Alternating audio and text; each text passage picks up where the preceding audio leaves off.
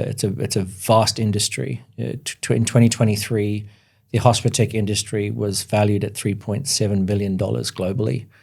That's set to be nearly $40 billion by 2033. Happy days. It's massive. It's such a huge area of opportunity. And if we are not embracing that technology today and moving away from the traditional spreadsheets and emails, then we're vastly falling behind.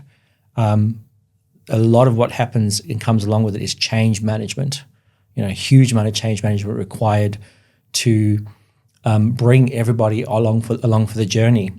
And Zeus Street Greek made the decision to do that now at 36 stores, not at 136 stores or 100 stores, because purely the amount of people we require to adopt these technologies within our businesses that we do to support the growth. Overall, the way we've chosen our current partners with technology comes down to very much, again, that aspect that they have been or have used or employ operators within the hospitality industry, and those who understand the quirks that come along with being in hospitality. And first and foremost, the technology that we adopt today is not there only to support us as a brand to deliver information and data to help us grow the brand. It's also there and mainly there to support the people that use the technology to deliver our brand itself. And so the partners we work with today are very much, while they're technology driven, we're also driven by the relationships we build with them to form long-term solutions-focused approaches to the technology we use today.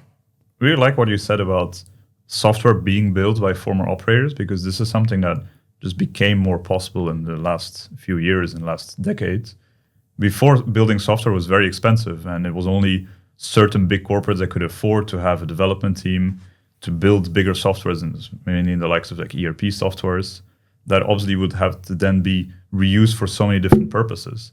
Whereas today it became so easy and so cheap and so fast to build software on your own. Very much. There's a lot of no-code tools, AI tools available that you can very simply build a very simple software. So we're seeing a much bigger rise of very purpose-built softwares out there, which are used for very specific niches. Mm-hmm. And that's something that we really see that's in line also with what Zeus Street Greek wants to do. But then when it comes to managing a variety of software partners that you have, let's say that you have a different vendor for your point of sale, different one for your inventory, different one for accounting, a different one for workforce management.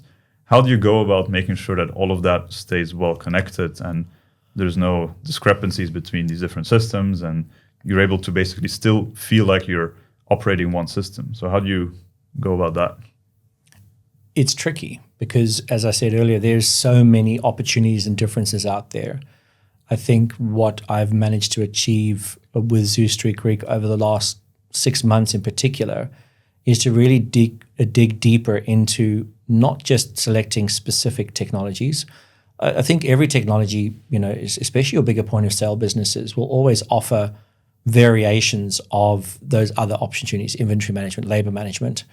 I think those businesses that specialize in particular functionality and technology are the ones that tend to succeed the most, the ones that are open and real about the fact that they don't necessarily focus on other areas of business management and control.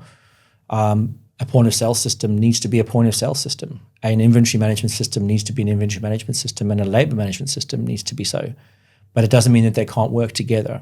And we've found a way to connect the partners that we work with in a centralized system, because at the end of the day, they're all different avenues of data, and if they all feed into a centralized business intelligence tool or platform that we can then use to visualize that information and therefore make more informed decisions on a holistic point of view.